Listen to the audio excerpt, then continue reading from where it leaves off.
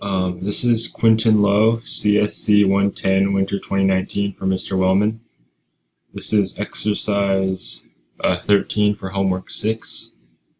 And in this problem, here I've defined slope. So you insert x1, y1, and x2, y2, which is the point. One point is x1, y1, and the other one is x2, y2, and it returns the slope of the line that goes through those 2 points. And since the slope formula is y2 minus y1 over x2 minus x1, I've put that in and I return that here. And that gets the slope for that line.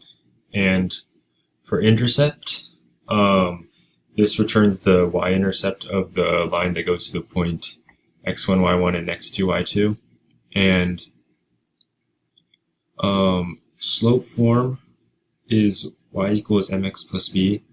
So to find with the y-intercept, we can plug in any point that the line is on for x and y, and the m would be the slope and b is the y-intercept.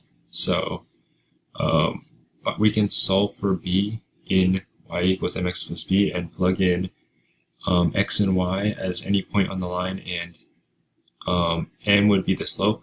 So here we solve for the slope, and it's being multiplied by x because of mx. And since it's y equals mx plus b, we would subtract mx over to the other side to get b by itself.